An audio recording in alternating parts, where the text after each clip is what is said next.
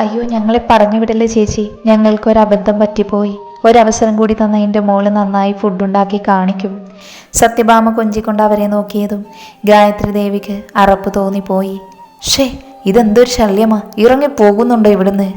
ഗായത്രി ദേവി അസഹ്യതയോടെ അലറിയപ്പോൾ സത്യഭാമയും മുഖം മാറി. ഇനി എന്തു പറഞ്ഞിട്ടും രക്ഷയില്ലെന്ന് അവർക്ക് തോന്നി. ശരണ്യ നാണം കെട്ട് വെളുത്ത് വിളറി നിൽക്കുവാണ്. നിങ്ങളൊന്നൊരു കാലത്തും ഗുണം പിടിക്കില്ല, നോക്കിക്കോ.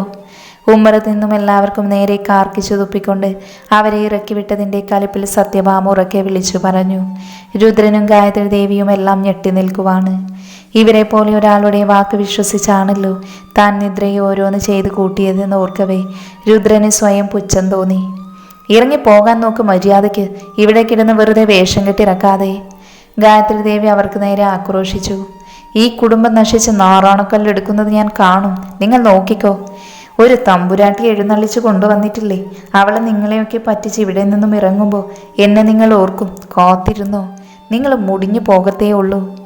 തലയിൽ കൈവച്ച് സത്യഭാമ പ്രാകുന്നത് കണ്ട് നിദ്രയ്ക്ക് വല്ലാത്ത നാണക്കേടുണ്ടായി. അമ്മേ, ഒന്ന് മിണ്ടാതെ വായോ.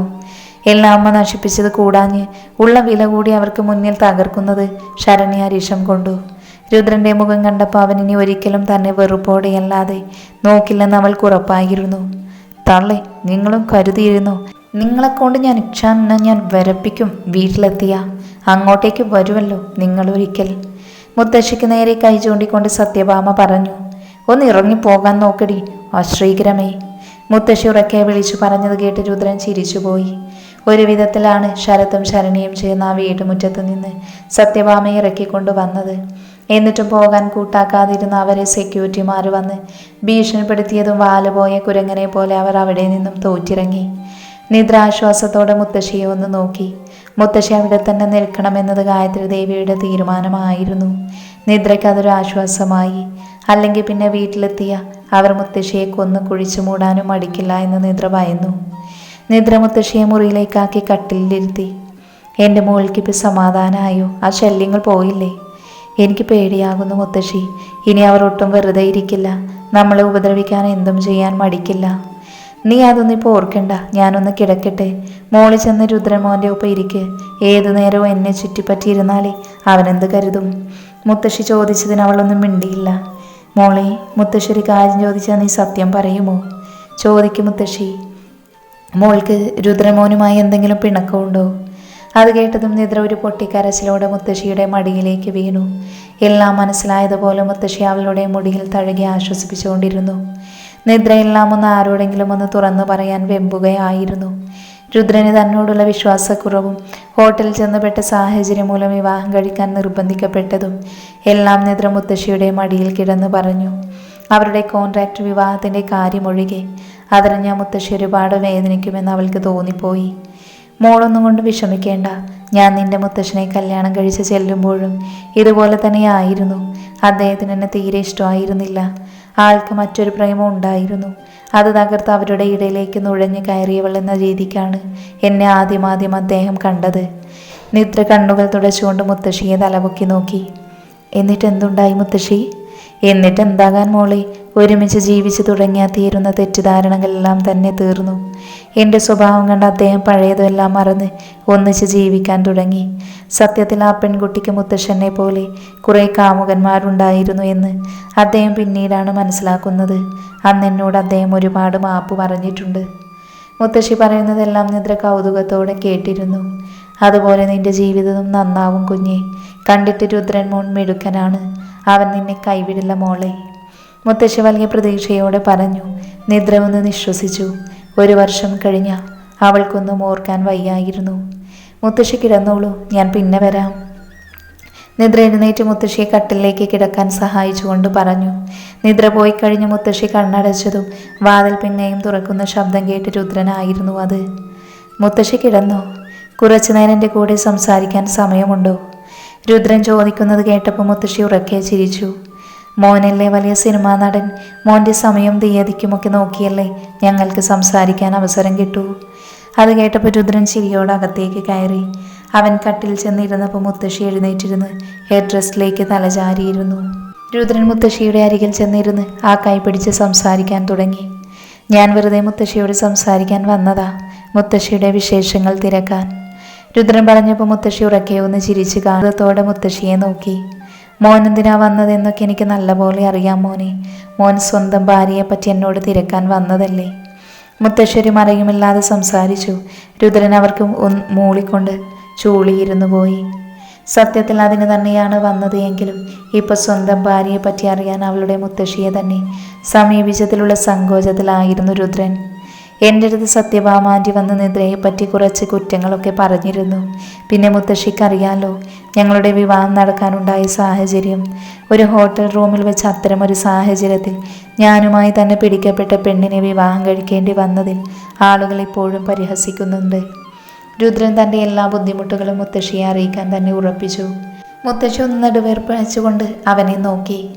രുദ്രൻ അന്ന് ഹോട്ടൽ മുറിയിൽ വെച്ചുണ്ടായത് മുതൽ ഇന്ന് വരെയുള്ള കാര്യങ്ങൾ തന്നെ മുത്തശ്ശിയെ അറിയിച്ചു. നിദ്രയോടുള്ള തെറ്റിദ്ധാരണകൾ കൂട്ടാൻ പാകത്തിന് സത്യഭാമ വന്ന് പറഞ്ഞ കാര്യങ്ങളും രുദ്രൻ മുത്തശ്ശിയെ അറിയിച്ചു. എല്ലാം കേട്ട ശേഷം മുത്തശ്ശി അവനെ നോക്കി ചെറുതായി ഒന്ന് മന്ദഹസിച്ചു. മോനെ, നിദ്ര വളർന്നതെല്ലാം ഈ സത്യഭാമയുടെ കീഴിലാണ്. എങ്കിലും ഒരു മകളെ പോലെ കാണേണ്ട കുഞ്ഞിനെ ശത്രുവിനെ പോലെയാണ് സത്യഭാമ കണ്ടിട്ടുള്ളത്. മാത്രമല്ല വീട്ടിലൊരു വേലക്കാരിയുടെ സ്ഥാനം മാത്രമായിരുന്നു എൻ്റെ കുഞ്ഞിന്. അത് പറയുമ്പോൾ മുത്തശ്ശിയുടെ കണ്ണുകളിൽ പടർന്ന നനവ് രുദ്രനെയും വിഷമിപ്പിച്ചു. ഹോട്ടൽ മുറി വെച്ചുണ്ടായ സാഹചര്യം വ്യത്യസ്തമാണ്. വീട്ടിലെ ചിലവുകളെല്ലാം വഹിച്ചിരുന്നതും നിദ്ര തന്നെയാണ്. വീട്ടിലെ ചിലവുകൾ കയ്യിൽ നിൽക്കാതെ വന്നപ്പോൾ നല്ലൊരു ജോലി കണ്ടുപിടിക്കുക എന്ന ലക്ഷ്യത്തോടെയാണ് വീടിൻ്റെ തൊട്ടരികിലുള്ള സുലോചന അവളെയും കൊണ്ട് ജോലി വാഗ്ദാനം ചെയ്ത് ഹോട്ടലിലേക്ക് ചെല്ലുന്നത്. ഏതോ ഒരാളുടെ കെയർ ഓഫിൽ ശരിപ്പെടുത്തി കൊടുക്കാമെന്ന് പറഞ്ഞ ജോലിയാണ്. പക്ഷെ അവിടെ ചെന്ന് കഴിഞ്ഞപ്പോഴാണ് എൻ്റെ കുട്ടി ചതി തിരിച്ചറിയുന്നത്. ആ സുലോചന നിദ്രയെ മറ്റൊരാൾക്ക് വിൽക്കാനായാണ് കൊണ്ടുപോയത്. അവിടെ നിന്നും എങ്ങനെയോ ഓടി രക്ഷപ്പെട്ടു പോയതാണ് എൻ്റെ കുട്ടി. അപ്പോഴാണ് നിൻ്റെ മുറിയിലേക്ക് അവളെ ആരോ വലിച്ചിട്ടത്. പിന്നീട് എന്താണ് നടന്നതെന്ന് അവൾക്ക് പോലും ശരിക്കും ഓർമ്മയില്ല എന്നാണ് എന്നോട് പറഞ്ഞത്. എൻ്റെ കുട്ടി എന്നോട് ഒരിക്കലും കള്ളം പറയില്ല.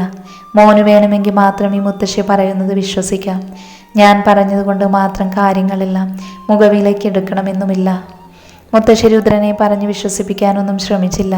നിദ്രയെ പറ്റിയുള്ള എല്ലാ സത്യങ്ങളും അവനെ ധരിപ്പിക്കുക മാത്രമായിരുന്നു.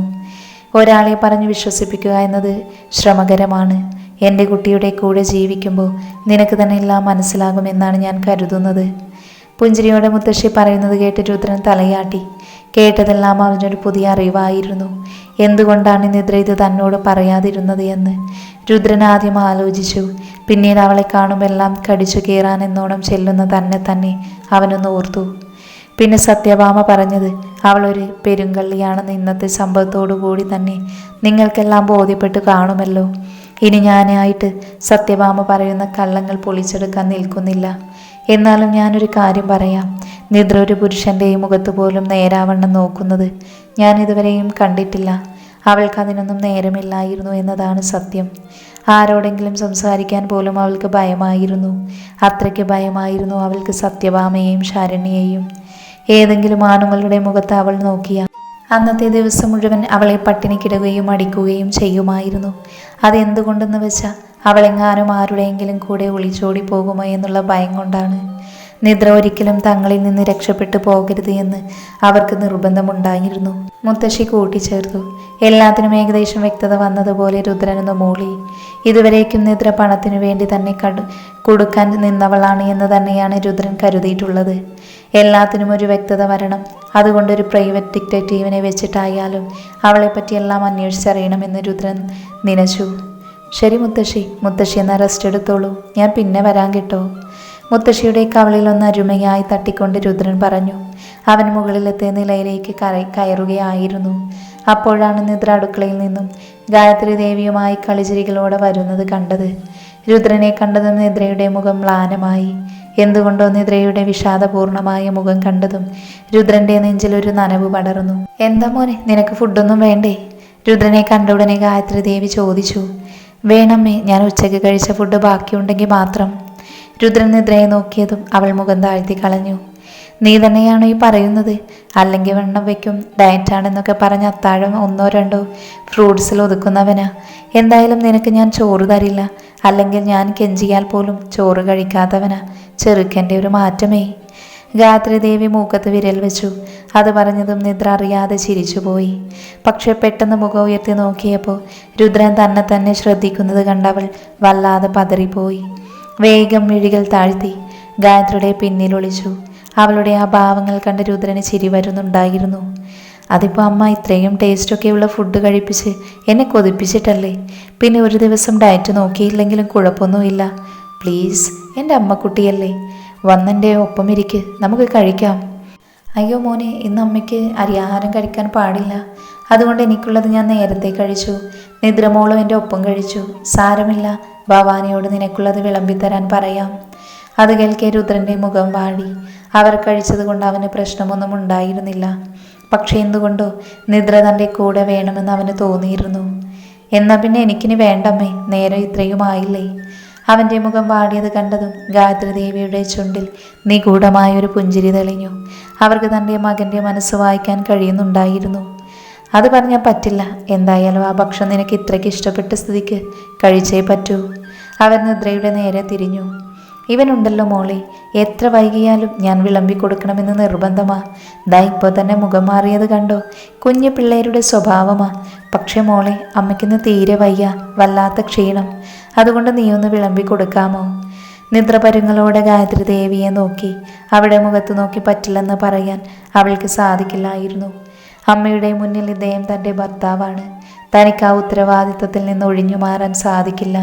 പക്ഷേ ഇദ്ദേഹത്തിൻ്റെ മുന്നിൽ നിൽക്കുമ്പോൾ ഭയം മാത്രമാണ് തോന്നുന്നത്. അമ്മ അവിടെ വന്നിരിക്കുമോ? നിദ്ര ചോദിച്ചു.